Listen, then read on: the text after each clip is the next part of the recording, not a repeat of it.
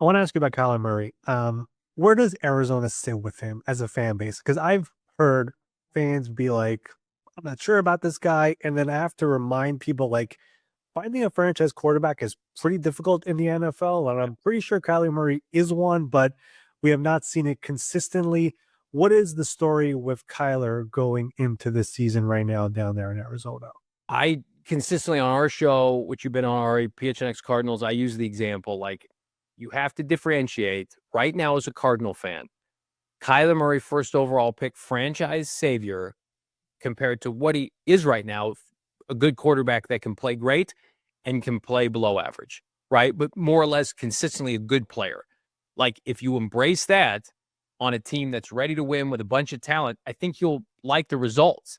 But he's not Lamar and he's not Mahomes or Burrow and these elites. He's not Jaden Daniels from last year. And that's okay. We've seen guys like Baker Mayfield turn their career around, albeit with a different franchise, go to the postseason, win a division title, right? We've seen like guys like Alex Smith with new coaching, be able to succeed in San Francisco, succeed in Kansas City. I think that's how you have to look at Kyler Murray right now. And then if he gets to the playoffs and starts winning playoff games, then we're having a different conversation. But to me, it's like, I wasn't going to push back. And in fact, I encouraged it. If they loved like Jalen Milroe or something, like they've earned the right to go do that. Go take Jalen Milroe. Go take a developmental guy. And they said, no, we're not going to do that. We like Kyler Murray. His contract isn't a burden, especially when Brock Purdy's making $60 million or whatever it is a year. Like his contract is manageable. And so I know Jonathan Gannon here super close, like as close as you can get. They have a belief in each other. Sometimes it takes a head coach to believe in you, and certainly a general manager.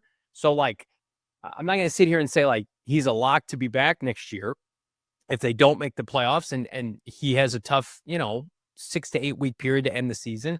But I'm also pushing back on the narrative like, well, what else are you going to do? Like you said, if he got cut or was made available, he would be the number one quarterback available in the offseason, unequivocally. There would be double-digit teams that are like, yeah, we'll take Kyler Murray. What do you want, right? Probably, top 40 pick potentially, and that might be conservative. Like, I think the only way that you're moving off of Kyler Murray, if you have an issue with the trajectory of his play, is that you get a rookie and you sit a rookie for a year, right? You do what some of these other franchises like Green Bay did with Jordan Love. And guess what? The roster is in a good spot. Like you could spend a first or a second round pick on a developmental quarterback next year and sit them for a year and then say, okay, Kyler Murray, go have your Alex Smith career year. Go have your Aaron Rodgers career year. I think that's the responsible thing to do. And I also believe Gannon and Austin Ford, if it doesn't work this year, will be given every opportunity to go get a different, I hate to use the term like their own guy, but a different guy because the roster is in a position to win. And so Kyler Murray has to meet that expectation at face value, and I think he will. I think the fact that they are in the NFC where the quarterbacks compare to the where we're talking about Mahomes and Burrow and Lamar and all those great guys. In the NFC, it's Jalen Hurts and Dak Prescott and Jared Goff. Like Kyler could play with those guys. Like he'll be fine. And I think the Cardinals will be fine as well. And like you said, if he was ever made available, there would be a number of teams who would be very interested in him if that ever happened. You mentioned Marvin Harrison Jr. before. I want to ask you about him. I know there was a lot of talk about him last year. Oh, he's not Malik Neighbors. Oh, he's not this. I think, like me and you spoke about on your show, he also was not getting peppered with a billion targets like those other guys, which is important to mention. What have you seen from him so far? And are we talking about, like, do you really believe that next step elite Marvin Harrison Jr. is on the way this year? Because if Drew Petzing gives him the chances, I think he could come down with most of those walls. Yeah, elite is a strong word. I would agree with it, though. I mean, last year, there were times where it felt like to include him in a game plan, and this is not an indictment, and this is what people don't realize, Ari, it's not an indictment of the player, it's an indictment of the offense that they ran, where it's like, why is Marvin Harrison Jr. on a team that is struggling to throw the football, struggling to score touchdowns, not getting consistent double-digit targets? He only had 2 or 3 games last year where that happened, which is crazy. Malik Neighbors had 10-plus games of double-digit targets. Brian Thomas Jr.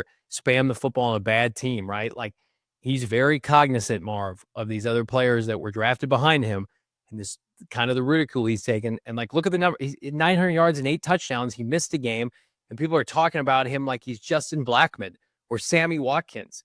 Nobody works harder. I can ease everybody's concern right now. He's been the MVP of training camp. He's been the most dominant player there. He is unguardable. Like, he is not going to be like Malik Neighbors has a different game than him. Brian Thomas Jr., they have different games. Marv has size and athleticism, tremendous ball skills. Like, I think just like aesthetically, Malik Neighbors' game is more fun, right? It's like long strides, touchdowns, go routes, right? Whereas like Marv can do that, but that's not his go-to.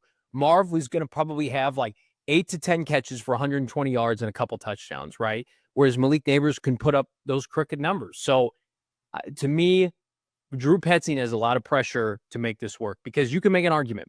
If Kyler and Marv and Drew are all on the same page, that will kind of cure all the ailments for this team this year in terms of like win losses. How often can you say that? Like, Joe Burrow would love that to be the reality. If only he and his receivers in Cincinnati controlled the wins and losses, which is the opposite there. It's very truthful here. The Cardinals have a dominant run game. Their defense should be dominant. Their pass protection's great. The passing game has to be on the right track. So, I've been on the record. I think Marv's going to have about 1,300 yards this year and double-digit touchdowns. And if that's not good enough for people, that's disappointing. But for me, it's like his play this offseason, I think, is going to catch a lot of people by surprise. Ani Ossenfor was on the show here earlier a couple of months ago, and he mentioned that Marvin has been at the facility every single day working on his craft, and it's been showing, like you said, the pictures, the videos. Yeah. I get it. It's training camp, but it's real stuff. I mean, Yeah. it looks like it's going to be some legit stuff over here coming up in 2025. Couple quick ones before I wrap this up. Is there a position battle right now in training camp that you're watching that is getting pretty intense down there? There's a couple. Zay Jones has eclipsed Greg Dortch as the number 3 receiver, which is probably not going to get a lot of pub nationally, but a lot of people love Greg Dortch. I do too. I think Greg's role is not diluted, but he is more so special teamer, specific packages offensively. Like Zay Jones, I think, can get a lot of targets. Now, this team doesn't run a lot of 3 wide receiver sets, but he will be the guy. God forbid if there's ever an injury with Marv or Michael Wilson, like Zay Jones had a good camp. I look at the defensive side of the ball, like Will Johnson has secured a starting job. Like that's done. That's over. He and Max Melton and Garrett Williams are the trio there. It's a damn good secondary. Another player in the secondary to keep an eye on. The Cardinals took a 4th round safety last year named Taylor Demerson. His nickname is Rabbit Taylor Demerson. He had a dominant training camp last year. Dadrian Taylor Demerson, but he just so happens to be behind Jalen Thompson and Budda Baker. And like he was ready to play. So they have built-in packages with 3 safety sets. So what you'll see, Ari, is Budda Baker likely being brought to the line of scrimmage as an enforcer. The Cardinals run a lot of single linebacker looks off balls, so they can bring 3 safeties into the game. And then Jalen Thompson and Taylor Demerson. Gannon has done a tremendous job in his career developing safeties. He was a safety himself. Look at that secondary, 17 interceptions that year they went to the Super Bowl. Guys like Reed Blankenship off the street, like, have become household names in Philly. Dadrian Taylor Demerson, I think, is going to be a name that a lot of people sitting back and they're like, oh, this is an ascending talent in the NFL.